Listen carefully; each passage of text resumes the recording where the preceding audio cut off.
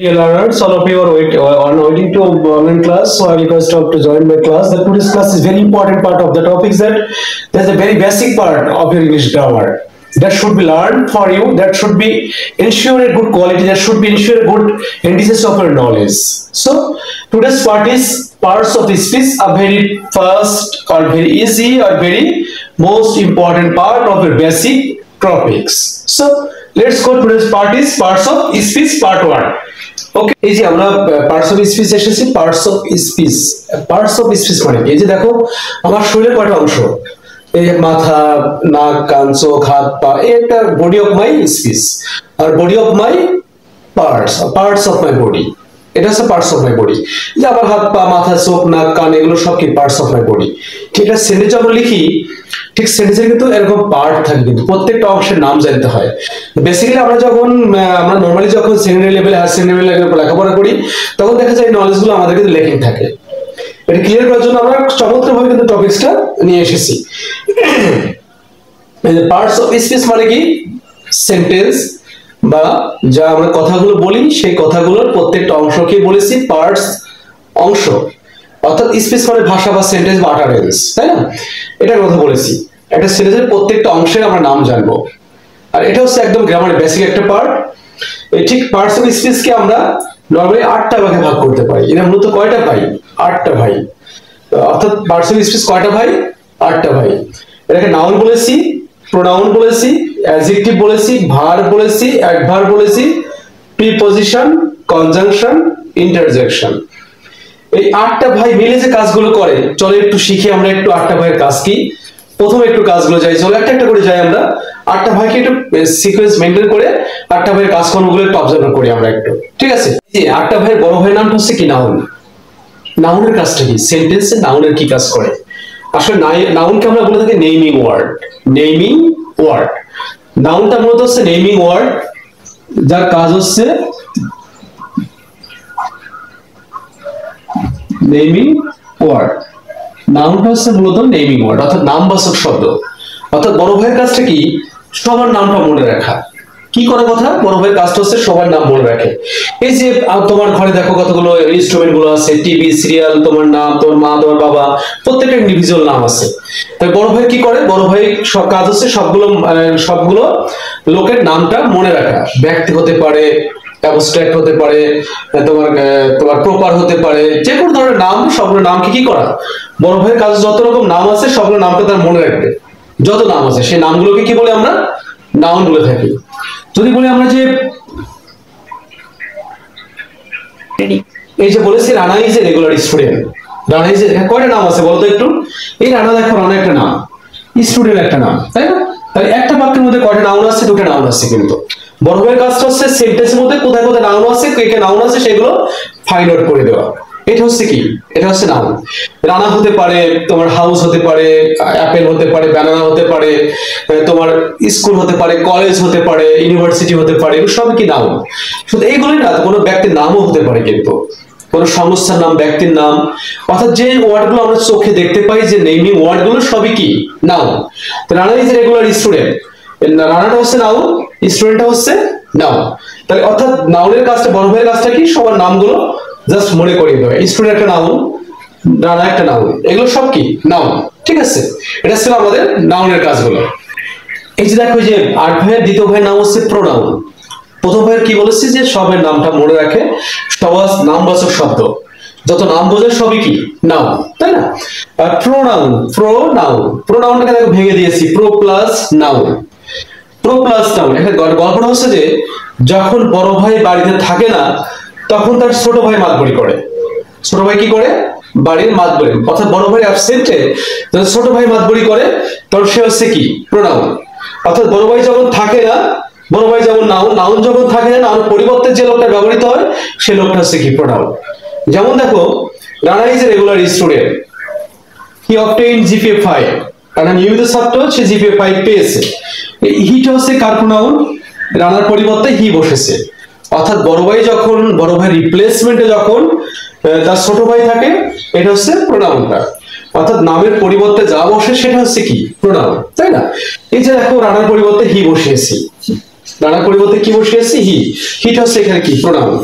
হিটা হচ্ছে প্রোনাউন। অর্থাৎ যখন নামের পরিবর্তে যে ওয়ার্ডটা বসে সেই ওয়ার্ডটা হচ্ছে কি প্রোনাউন। এটা বললাম নামের ক্ষেত্রে, কোনো বস্তু হতে পারে তার ক্ষেত্রে কি ইউজ করি, ইট ইউজ করি, তাই না? প্রাণীর ক্ষেত্রে ইট ইউজ করি আমরা, যেমন যদি বলি যে lion is a ferocious animal, হ্যাঁ, it always কি it always lives in the Sundarban. এই যে ইট বলেছি আমরা, ইট লারের পরিবর্তে ইট ইউজ করলাম, এটা অর্থাৎ কি প্রাণীবাচক শব্দের পরিবর্তে ইট ইউজ করেছে কিন্তু। অর্থাৎ সবসময় নাউনের পরিবর্তে যে ওয়ার্ড ইউজ করা হয় সেই ওয়ার্ডটা হচ্ছে প্রোনাউন। ক্লিয়ার? বড় ভাইয়ের অ্যাবসেন্টে যে লোক থাকে সেই ভাইটা হচ্ছে ছোট ভাই, সে হচ্ছে প্রোনাউন। এই যে আমরা বলেছি অ্যাডজেক্টিভ, অ্যাডজেক্টিভ বলি কেউ অ্যাডজেক্টিভ বলি, জাস্ট প্রোনাউন্সিয়েশনটা ভিন্ন ভিন্ন করে থাকি আমরা, কেউ ব্রিটিশ করি, কেউ আমরা আমেরিকানে করি। অ্যাডজেক্টিভটা কি বলেছি আমরা? এই যে আমরা বলেছি বড় দুই ভাইয়ের যে মানুষটার অ্যাডজেক্টিভের কাজটা কি, বড় দুই ভাই, বড় দুই ভাই কে কে ছিল? নাউন এবং প্রোনাউনের। নাউন এবং প্রোনাউনের দোষ, গুণ, অবস্থান, সংখ্যা, পরিমাণ নির্দেশ করে যে ওয়ার্ডটা, সেই ওয়ার্ডটা কি? সেই ওয়ার্ডটা হচ্ছে অ্যাডজেক্টিভ। অর্থাৎ অ্যাডজেক্টিভের কাজ হচ্ছে, এর সম্পর্ক হচ্ছে কার সঙ্গে? নাউন এবং প্রোনাউনের সঙ্গে। অ্যাডজেক্টিভের কাজ হচ্ছে নাউন প্রোনাউনের দোষ, গুণ, অবস্থান, সংখ্যা, পরিমাণ নির্দেশ করে। এই শব্দগুলো কি? এই শব্দগুলো হচ্ছে অ্যাডজেক্টিভ। একটা বাক্য লিখেছে দেখো, Tania is a regular meritorious is girl. Tania is a meritorious girl. এখানে তানিয়া কেমন গার্ল? Meritorious girl. তানিয়া কেমন গার্ল? Meritorious girl. তানিয়ার সঙ্গে সম্পর্ক কার? মেধার সম্পর্ক কিন্তু। অর্থাৎ মেরিটোরিয়াস কে? মেরিটোরিয়াস কিন্তু গার্ল না, মেরিটোরিয়াস কি? মেরিটোরিয়াস তানিয়া। অর্থাৎ এই যে ওয়ার্ডটা কি করছে, এই সাবজেক্ট সম্পর্কে বা নাউন বা প্রোনাউন সম্পর্কে কি বলছে? তার দোষ, গুণ, অবস্থান, সংখ্যা, পরিমাণ নির্দেশ করছে। এই জন্য এই ওয়ার্ডটা কি হলো? এই ওয়ার্ডটা হচ্ছে আমাদের অ্যাডজেক্টিভটা। যদি বলি আমার 1 কেজি কি আছে? অ্যাপেল আছে। 1 কেজি অ্যাপেল আছে। 1 কেজি, 1 কেজিটা কি হলো? একটা হচ্ছে অ্যাডজেক্টিভ কিন্তু, তাই না? এটা হচ্ছে ওয়ার্ডটা হচ্ছে কি হলো? অ্যাডজেক্টিভ হলো। অর্থাৎ যে ওয়ার্ড দ্বারা নাউন বা প্রোনাউনে দোষ, গুণ, অবস্থান, সংখ্যা, পরিমাণ নির্দেশ করে, সেটা হচ্ছে অ্যাডজেক্টিভ। খুবই সোজা একটা জিনিস একদম। অর্থাৎ অ্যাডজেক্টিভের সম্পর্ক কার সঙ্গে?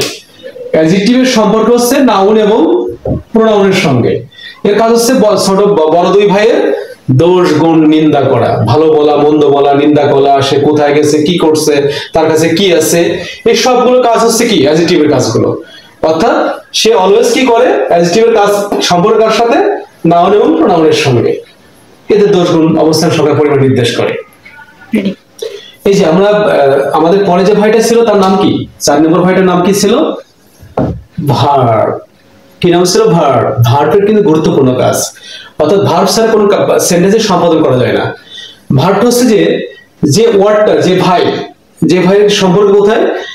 যে ভাই সব সময় 1 নম্বর 2 নম্বর ভাইকে ব্যস্ত রাখে। কাকে ব্যস্ত রাখে? 1 নম্বর এবং 2 নম্বর ভাই। 1 নম্বর 2 নম্বর ভাই কে ছিল? নাউন ও প্রোনাউন ছিল। যদি একটু ক্লিয়ার করে বলি, আমরা ক্লারিফাই করি, যে ভাইটা সাবজেক্টকে কি করে?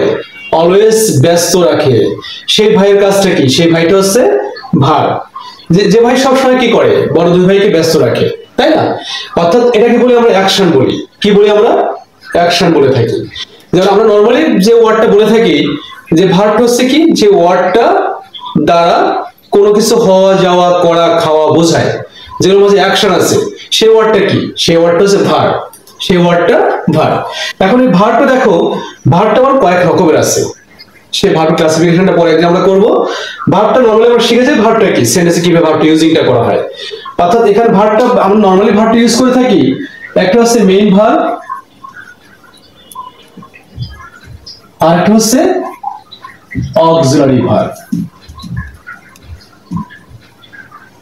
ভার্বটা নরমালি আমরা দুইটা ভাগে ভাগ করে নিই না। ভার্বের কিন্তু অনেকগুলো ক্লাসিফিকেশন আছে, সেটা আমরা পরে যাব।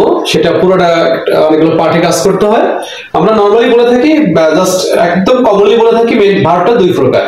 একটা বলেছি মেইন ভার্ব, একটা বলেছি অক্সিলারি ভার্ব, সাহায্যকারী ভার্ব বলে দিয়েছি। কি বলেছি? সাহায্যকারী ভার্ব। তাহলে এই যে মেরিটোরিয়াস স্টুডেন্ট বা মেরিটোরিয়াস গার্ল, ইসটা এখানে কি?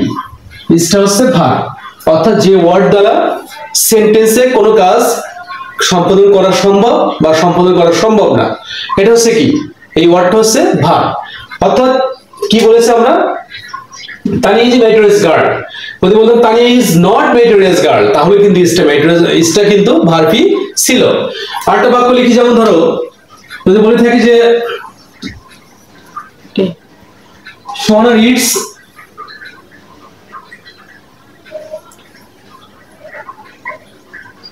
আ নভেল, অর্থাৎ সোহানা রিডস আ নভেল। এখানে দেখো রিডসটা হচ্ছে কি মূল ভার্ব, রিডসটা হচ্ছে মূল ভার্ব। সোহানা কি করে, নভেল পড়ে, নভেল কি করে পড়ে, নভেলটা কি করে পড়ে, তাই কি করাটা হচ্ছে কি ভার্ব, অর্থাৎ যে ওয়ার্ডে কি আছে, কোন কাজ করার ক্ষমতা আছে বা নাই, সেই ওয়ার্ডটা হচ্ছে কি, সেই ওয়ার্ডটা হচ্ছে ভার্ব। অর্থাৎ যদি বলে তানিয়া ইজ, তানিয়া হয়, ওই যে বলছে হওয়া যাওয়া করা খাওয়া বোঝায়, শুধু কি হওয়া যাওয়া করা খাওয়া বোঝায় না, হওয়া যাওয়া করা খাওয়া ছাড়াও কিন্তু কিছু ওয়ার্ড আছে অ্যাকশন বোঝায়, সেই অ্যাকশন ওয়ার্ডটা হচ্ছে verb. Sohana reads a novel, এই রিডসটা হচ্ছে কি, রিডসটা হচ্ছে এখানে ভার্ব, এটা হচ্ছে মূল ভার্ব, এটা অক্সিলারি ভার্ব, এটা মূল ভার্ব। অক্সিলারি ভার্ব কি কি বলেছি আমরা, যেমন বলেছি আমরা do verb, do does did, do verb কি কি, do does did. Have verb have has had, be verb am is are was were, be been being. এটা বলেছি আমরা modal verb can could may might shall will would should must or need dare. এগুলো হচ্ছে এই পুরোটাকে বলেছি আমরা, পুরো ডিব্বাটা হচ্ছে কি ভার্ব, অক্সিলারি ভার্ব, অর্থাৎ do verb, have verb, be verb, modal verb, এই সবগুলো মিলে হচ্ছে কি আমাদের অক্সিলারি ভার্ব। এটা হচ্ছে অক্সিলারি ভার্ব। আর মেন ভার্বটা হচ্ছে যে ছেলেছে যে ওয়ার্ডটা মূল ভার্ব হিসেবে বা প্রধান হিসেবে কাজ সম্পাদন করে, রিডস করে। দেখো এখানে ওই যে ডু ভার্ব নাই, বি ভার্ব নাই, হ্যাভ ভার্ব নাই, অক্সিলারি ভার্বগুলো, মডেল অক্সিলারি ভার্বগুলো আমাদের নাই। তাহলে এই ওয়ার্ডটা কি, এটা হচ্ছে আমাদের মূল ভার্ব, অর্থাৎ যে ওয়ার্ড দ্বারা কোনো কাজ সম্পাদন করা বোঝায় বা সম্পাদন করা বোঝায় না, সেই ওয়ার্ডটা হচ্ছে কি, সেই ওয়ার্ডটা হচ্ছে ভার্ব, অর্থাৎ অ্যাকশন যাকে বলি আমরা। ঠিক আছে, এই যে তারপরে অ্যাডভার্ব বলেছি আমরা, আমাদের পাস্ট নম্বর ভাইয়ের নাম কি, পাস্ট নম্বর ভাইয়ের নাম হচ্ছে অ্যাডভার্ব।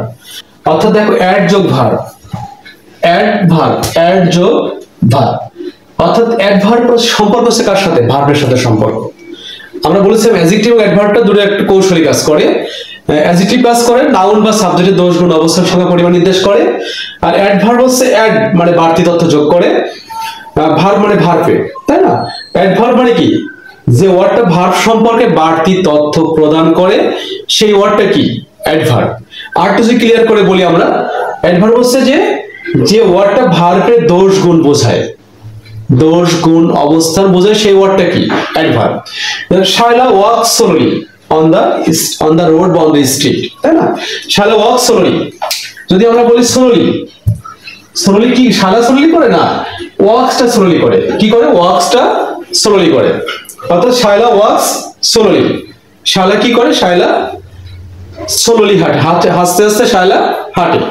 তো এই ওয়ার্ডটা কি হলো, এই ওয়ার্ডটা হলো আমাদের অ্যাডভার্ব, কেমন করে হাঁটে, আস্তে আস্তে হাঁটে, তাই না।